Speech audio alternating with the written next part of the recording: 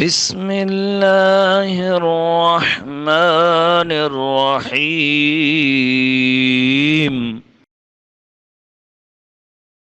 ہمیں رسول اللہ صلی اللہ علیہ وسلم نے ایک فوجی دستے میں بھیجا تو اللہ کے نام پر فرمایا کہ اللہ کے نام پر اللہ کے راستے میں جاؤ، جو اللہ تعالیٰ کے ساتھ کفر کرے اس سے لڑو، لیکن مسئلہ نہ کرنا۔ مسئلہ کیا ہوتا ہے؟ مسئلہ ہوتا ہے ناک کاٹ دینا، کان کاٹ دینا، ہاتھ کاٹ دینا، پاؤں کاٹ دینا۔ فرمایا مسئلہ نہ کرنا اور عہد شکنی نہ کرنا، مال غنیمت میں چوری نہ کرنا اور بچوں کو قتل نہ کرنا۔ یہ سنن ابن ماجہ شریف حدیث نمبر 2857 یہ موجود ہے۔ اب آئیے قول اور فعل میں تضاد کی قرآن کیسے مذمت کرتا ہے۔ اللہ تبارک و تعالیٰ فرماتا ہے نا، پارا رب کائنات فرماتا ہے یا ایھا الذین آمنوا لم تقولون ما لا تفعلون کبر مقتا عند اللہ ان تقولوا ما لا تفعلون۔ سورۃ الصف میں یہ ارشاد ہے، فرمایا گیا کہ یا ایھا الذین آمنوا لم تقولون ما لا تفعلون، اے ایمان والو کیوں کہتے ہو وہ جو نہیں کرتے۔ کتنی سخت ناپسندیدہ ہے۔ فرمایا کبر مقتا عند اللہ ان تقولوا ما لا تفعلون، کہ کتنی سخت ناپسند ہے اللہ کو وہ بات کہ وہ کہو جو نہ کرو۔ یاد رہے کہ اس آیت کے شان نزول میں بھی کئی قول میں ہیں، ان میں سے ایک یہ ہے کہ یہ آیت ان منافقین کے بارے میں نازل ہوئی جو مسلمانوں سے مدد کرنے کا جھوٹا وعدہ کرتے۔ اس اعتبار سے منافقوں کی مذمت ہے، اور انہیں اہل ایمان کہہ کر مخاطب کرنا ان کی ظاہری ایمان کی وجہ سے تھا، کیونکہ انہوں نے ظاہراً تو اپنے آپ کو مسلمان کہلا رہے تھے۔ اس آیت سے معلوم ہوا کہ قول اور فعل کے تضاد نہیں ہونا چاہیے، بلکہ اپنے قول کے مطابق عمل بھی کرنا چاہیے۔ یاد رہے کہ اس تضاد کی بہت سی صورتیں ہیں، جیسے لوگوں کو اچھی باتیں بتانا لیکن خود اس پر عمل نہ کرنا، یہ بھی قول و فعل میں تضاد ہوا۔ خود سگریٹ کی کشوں پہ کش لگا رہا ہے اور بچوں کو کہہ رہا ہے کہ سگریٹ نہیں پینا۔ خود نسوارا ہی پھونک رہا ہے تو اس کو بچے کو بول رہا ہے کہ نہیں پینا۔ خود حقے پی رہا ہے تو بچے کو بول رہا ہے کہ نہیں پینا۔ خود جھوٹ بول رہا ہے کہ بچوں کو بول رہا ہے نہیں کرنا۔ تو یہ ہے کہ دوسروں کو نصیحت، خود ملنا وصیت، کہ خود تو اس پر عمل نہیں ہے اور دوسروں کو نصیحتیں کیے جا رہا ہے۔ اسی طرح کسی سے وعدہ کرنا اور اس وقت یہ خیال کرنا کہ میں یہ کام کروں گا ہی نہیں، صرف زبانی وعدہ کر لیتا ہوں، تو اس بات کا کہنے والا ہی یہ جھوٹا ہوگا، عہد شکن ہوگا۔ یعنی ایک بات کہہ دیتا ہوں لیکن پوری نہیں کروں گا تو یہ جھوٹا ہے۔ حدیث میں ان چیزوں کو خاص طور پر شدید مذمت اور وعید بیان کی ہے۔ حضرت ابو وائل رضی اللہ تعالیٰ عنہ سے بھی روایت ہے نا، یہ بھی طویل حدیث مبارکہ ہے، انشاءاللہ کبھی موقع ملا تو ہم اس کے بارے میں بھی عرض کریں گے۔ آج کے سارے چیپٹر کا، سارے بیان کا لباب یہ ہے کہ اللہ عہد شکن سے محبت نہیں کرتا، عہد شکن کو پسند نہیں کرتا۔ لیکن ایک اور جگہ بھی ارشاد فرمایا سورۃ الانفال کی آیت نمبر 58 میں، وَإِمَّا تَخَافَنَّ، اللہ تعالیٰ فرماتا ہے وَإِمَّا تَخَافَنَّ مِن قَوْمٍ خِيَانَةً فَانبِذْ إِلَيْهِمْ عَلَى سَوَاءٍ إِنَّ اللَّهَ لَا يُحِبُّ الْخَائِنِينَ۔ اور اگر تم کسی قوم سے دغا یعنی عہد شکنی کا اندیشہ کرو تو ان کا عہد ان کی طرف پھینک دو، برابری پر بے شک دغا والے کو اللہ پسند نہیں کرتا۔ اس آیت میں عام مسلمانوں پر حکمرانوں سے خطاب ہے، اور آیت کا خلاصہ یہ ہے کہ معاہدے کے بعد جب کسی قوم کی طرف سے عہد شکنی کی علامت ظاہر ہو تو عہد توڑنے کے لیے مسلمانوں کے امیر پر لازم ہے کہ انہیں بتا دے کہ آج کے بعد ہمارا تم سے معاہدہ ختم ہے، اور ان پر حملہ کرنے سے پہلے انہیں جنگ کی اطلاع دے دے تاکہ یہ اس قوم سے عہد شکنی کرنے والا شمار نہ ہو، اور اگر ان کی عہد شکنی ظاہر ہو جائے تو عہد ختم ہونے اور جنگ کی اطلاع دینے کی ضرورت نہیں، بلکہ اچانک ان پر حملہ کر دیا جائے گا۔ اس آیت سے واضح ہوا کہ دین اسلام میں عہد سے متعلق دی گئی تعلیم انتہائی شاندار ہے، اور کفار سے کیے ہوئے عہد کا بھی اسلام میں بہت لحاظ ہے، لہٰذا یہاں کفار سے کیے ہوئے عہد کی پاسداری سے متعلق چند حکایت بھی پیش کرتے ہیں۔ فرمایا حضرت حذیفہ بن یمان رضی اللہ تعالیٰ عنہ فرماتے ہیں کہ میں اور حضرت حسیل رضی اللہ تعالیٰ عنہ کہیں سے آ رہے تھے، راستے میں کفار نے ہم دونوں کو روک لیا اور کہا کہ تم دونوں بدر کے میدان میں حضرت محمد صلی اللہ علیہ وسلم کی مدد کرنے کے لیے جا رہے ہو؟ ہم نے جواب دیا ہمارا بدر جانے کا ارادہ نہیں ہے، ہم تو مدینے جا رہے ہیں۔ کفار نے ہم سے یہ عہد لیا کہ ہم صرف مدینے جائیں گے اور جنگ میں رسول اللہ صلی اللہ علیہ وسلم کے ساتھ شریک نہ ہوں گے۔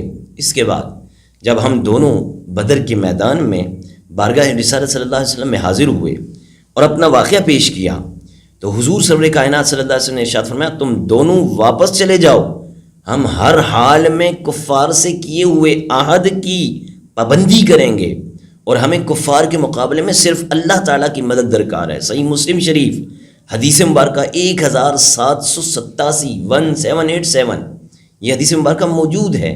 حالانکہ اس وقت تعداد میں مسلمان کم، اس وقت تعداد کی بھی ضرورت، مدد کی بھی ضرورت، لیکن آقا نے فرمایا ہمیں اللہ کی مدد کافی ہے۔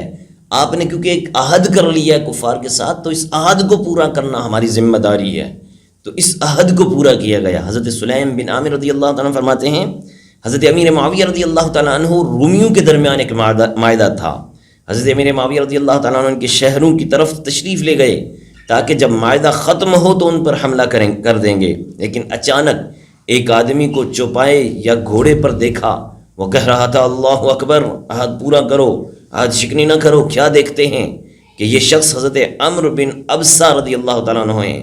حضرت امیر معاویہ رضی اللہ تعالیٰ عنہ نے ان سے اس کے بارے میں پوچھا تو انہوں نے بتایا کہ میں نے نبی کریم صلی اللہ علیہ وسلم کو یہ ارشاد فرماتے ہوئے سنا ہے جس کا کسی قوم سے معاہدہ ہو اور وہ اس معاہدے کو نہ توڑے اور نہ بدلے جب تک کہ اس کی مدت ختم نہ ہو جائے یا وہ برابری کی بنیاد پر اس کی طرف پھینک نہ دے، یعنی ادھر سے یہاں حملہ ہو جائے، ادھر سے ہاتھ توڑ دیا جائے، تو راوی فرماتے ہیں یہ سن کر امیر معاویہ رضی اللہ تعالیٰ عنہ لوگوں کو لے کر واپس چلے گئے۔ سنن ترمذی شریف کی حدیث مبارکہ کہ عہد کو وہاں بھی نہیں توڑا۔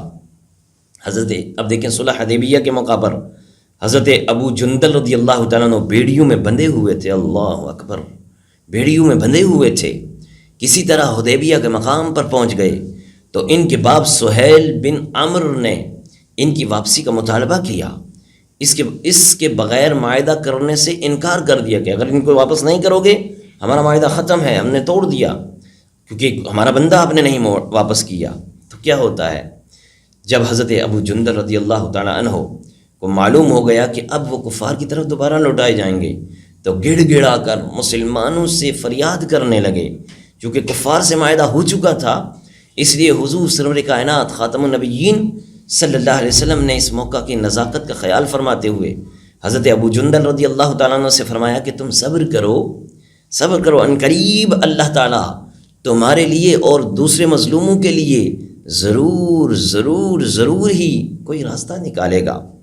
ہم صلح کا معاہدہ کر چکے ہیں، اب ہم ان لوگوں سے بدعہدی نہیں کر سکتے، غرض کہ حضرت ابو جندل رضی اللہ تعالیٰ عنہ کو اسی طرح پھر مکہ واپس جانا پڑا۔ ہاں، یہ ہے اسلام، یہ ہے حکمران، میرے آقا آپ نے عہد کر دیا۔ ابو جندل کون ہیں؟ مسلمان، جب کفار کے چنگل سے چھوٹ کر آئے، ہاتھ میں ہتھکڑیاں ہیں، پاؤں میں بیڑیاں ہیں، تو جب وہ چھوٹ کر آتے ہیں نا تو چھوٹ کر آئے، بھاگتے ہوئے آئے مسلمانوں کے پاس، حضور کے پاس آئے تو ان کا باپ اس وقت ایمان نہیں لایا ہوا تھا، ان کا باپ وہ آتا ہے اور آ کر کہتا ہے کہ یا تو اس بندے کو واپس کرو نہیں تو ہم عہد کو توڑتے ہیں۔ حضور نے فوراً ان کو واپس کر دیا کیونکہ عہد کی پابندی کرنی تھی، تو یہ پیغام دینا تھا کہ آج کا حکمران ہو یا کل کا حکمران ہو، آج کا عام بندہ ہو یا کل کا بندہ ہو، ہر ایک کو عہد پورا کرنا ضروری ہے۔ آخر میں اسلام کے قطعی معاملات میں سے کسی چیز پر کفار سے معاہدہ نہیں ہو سکتا۔ اب کوئی یہ سوچے کہ کفار سے اگر ہم اسلامی معاملات پر بھی عہد کر لیں تو اس کو بھی پورا کرنا پڑے گا۔ اللہ تبارک و تعالیٰ قرآن کریم فرقان حمید میں ارشاد فرماتا ہے، سورہ یونس آیت نمبر 15 میں ارشاد کیا فرماتا ہے؟ فرمایا وَإِذَا تُتْلَىٰ عَلَيْهِمْ آيَاتُنَا بَيِّنَاتٍ قال الذين لا يرجون لقاءنا ائت بقرآن غير هذا وبدله قل ما يكون لي أن أبدله من تلقاء نفسي إن أتبع إلا ما يوحى إلي إني أخاف إن عصيت ربي عذاب يوم عظيم. ترجمہ کچھ اس طرح ہے، اور جب ان پر ہماری روشن آیتیں پڑھی جاتی ہیں وہ کہنے لگتے ہیں جنہیں ہم سے ملنے کی امید نہیں کہ اس کے سوا اور قرآن لے آئیے یا اسی کو بدل دیجئے. تم فرماؤ مجھے نہیں پہنچتا کہ میں اسے اپنی طرف سے بدل دوں، میں تو اس کا تابع ہوں جو میری طرف وحی ہوتی ہے. اگر اپنے رب کی نافرمانی کروں گا میں تو مجھے بڑے دن کے عذاب کا ڈر ہے. اب اس آیت کا شان نزول یہ ہے کہ کفار کی ایک جماعت نے نبی کریم صلی اللہ علیہ وسلم کی خدمت میں حاضر ہو کر کہا کہ اگر آپ چاہتے ہیں کہ ہم آپ پر ایمان لے آئیں تو آپ اس قرآن کے سوا دوسرا کوئی قرآن لائیں جس میں ہمیں لات اور عزا اور منات وغیرہ بتوں کی بھی برائی اور ان کی عبادت چھوڑنے کا حکم نہ ہو، اور اگر اللہ ایسا قرآن نازل نہ کرے تو آپ اپنی طرف سے بنا لیجئے یا اسی قرآن کو بدل کر ہماری مرضی کے مطابق کر دیجئے تو ہم ایمان لے آئیں گے. ان کا یہ کلام یا تو بطریق تمسخر اور استہزاء تھا یا انہوں نے تجربہ امتحان کے لیے یہ کلام کیا تھا کہ اگر دوسرا قرآن بنا لائیں گے یا اس کے بدل ڈالیں گے تو ثابت ہو جائے گا کہ قرآن کلام ربانی نہیں ہے. تو اللہ تبارک و تعالیٰ نے اپنے حبیب صلی اللہ علیہ وسلم کو حکم دے دیا کہ میرے لیے حلال نہیں، کہ محبوب آپ فرما دیجئے کہ میرے لیے حلال نہیں ہے کہ میں اپنی طرف سے اس میں کوئی رد و بدل کروں، اپنی طرف سے کوئی تبدیلی کروں. میں تو کمی اور زیادتی اور تبدیلی کے کیے بغیر صرف اسی کا تابع ہوں جو میرا رب ہے، جو مجھے حکم دیتا ہے. میں اسی رب کی حکم پر جو میری طرف وحی فرماتا ہے، اور یہ میرا کلام نہیں ہے، یہ اللہ کا کلام ہے. اگر میرا کلام ہوتا میں اس میں تبدیلی کر دیتا، لیکن یہ اللہ کا کلام ہے، اللہ تعالیٰ کا کلام. اگر میں نے اپنی طرف سے اللہ کے کلام میں کوئی تبدیلی کر دی تو اس کی نافرمانی کی تو مجھے بڑے دن کے عذاب کا ڈر ہے. اور ویسے بھی دوسرا قرآن بنانا انسان کے بس کی بات ہی نہیں ہے، کیونکہ انسان کا اس سے عاجز ہونا تو اچھی طرح ظاہر ہو چکا. یہ سورہ یونس. اللہ اللہ اللہ اللہ اللہ اللہ